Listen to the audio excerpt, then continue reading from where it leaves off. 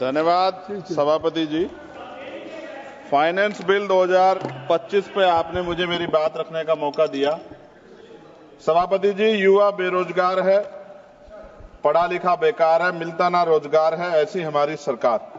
Sir, मैं अपनी बात को शुरू करते हुए मेरे मन में कुछ पीड़ाएं हैं, वो आपके सामने क्योंकि चेयर से ही कह सकते हैं। सर, बलिया की बेटी प्रिया चौहान जिसका शव सर पेड़ पे लटका मिला, तकलीफ दे है। सर, काशी हिंदू विश्वविद्यालय में पीएचडी के प्रवेश परीक्षा शिवम सोनकर को के साथ न्याय नहीं हो रहा है। सर, वो प्रवेश परीक्षा के लिए आंदोलन कर रहा है।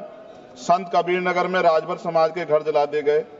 मथुरा में होली पर दलितों पे हमला हुआ और जेल भी वही गए। गोरखपुर में एक 13 साल के लड़के को मार दिया। आज उसके परिवार से बात हुई, उसकी मां तड़प रही थी। सर, और बिहार में मौलाना फिरोज को पुलिस ने पीटा। अब मैं सर अब बजट पे आता हूं। निजीकरण से आरक्षित वर्गों के लिए नौकरी के अवसर कम हो रहे हैं। सर, सरकार बताए कि राष्ट्रीय संपत्ति को बेचकर पूंजीपतियों को फायदा पहुंचाने की नीति कब बदलेगी। जीडीपी का केवल 2.9% शिक्षा पर और 1.98% स्वास्थ्य पर खर्च किया जा रहा है। सरकारी अस्पतालों में डॉक्टर और दवाइयां नहीं है। शिक्षा और स्वास्थ्य बजट पर जीडीपी का कम से कम 6% पैसा खर्च किया जाए। जो गवर्नमेंट अमेंडमेंट नंबर 144 है, उसमें आपने रिटायर्ड कर्मचारी अधिकारियों की पेंशन को कम करने का प्रावधान किया है। मेरा सरकार से आग्रह, इस अमेंडमेंट को वापस लेकर पुनः पेंशन की पुरानी प्रक्रिया बहाल की जाए। सीएमआई की 2024 की रिपोर्ट के अनुसार भारत में बेरोजगारी दर 8% से अधिक बनी हुई है। युवाओं के लिए नए रोजगार सृजन कोई ठोस नीति बजट में नहीं थी।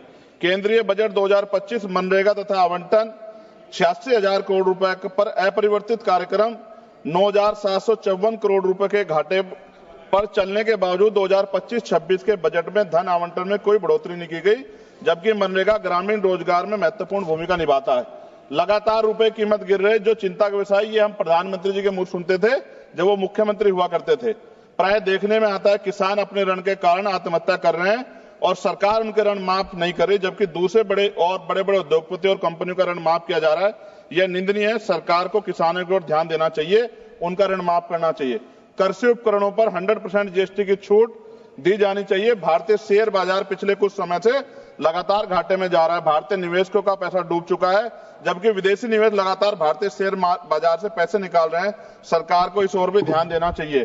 कोई भी कर्मचारी अपने कुल वेतन पर वर्ष के अंत में टैक्स चुकाता है, परंतु उसके बाद भी खरीदी गई वस्तु पर कर देना पड़ता है। इस प्रकार के दोहरे कराधान से उसकी आर्थिक अक्षति होती है।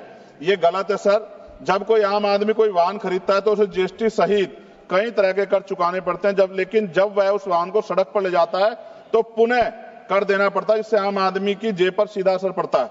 सरकारी स्कूलों में शिक्षा की स्थिति अत्यंत दयनीय है, जबकि दूसरी ओर निजी स्कूलों में शिक्षा इतनी महंगी हो गई है कि गरीब बच्चों को महंगी फीस, किताबें, बैग और ड्रेस के कारण शिक्षा से वंचित होना पड़ रहा है।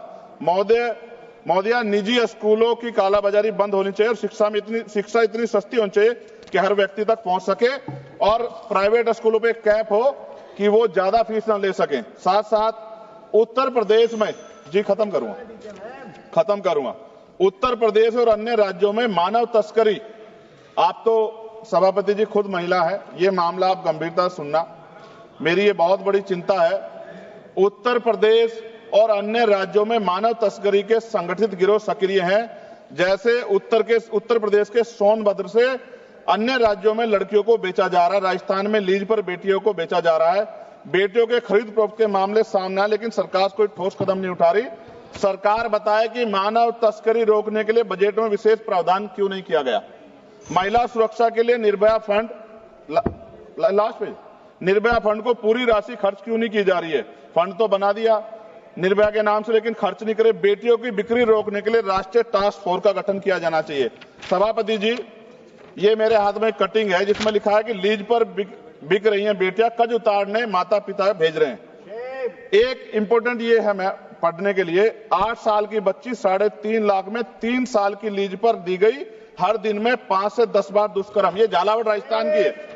ये भारत है, ऐसा भारत जहां बेटियों को बेचा जाए, लीज पे दिया जाए और सरकार हाथ पे हाथ रखे तमाशा देखे, ये अच्छा नहीं है। अंत में न्यायपालिका में SC, ST, OBC व अल्पसंख्यकों की संख्या बढ़ाने पर सरकार क्या कर रही है, इन्हीं सब बातों के साथ मैं अपनी बात को खत्म करता हूं। जय भीम, जय भारत। आपका बहुत बहुत धन्यवाद।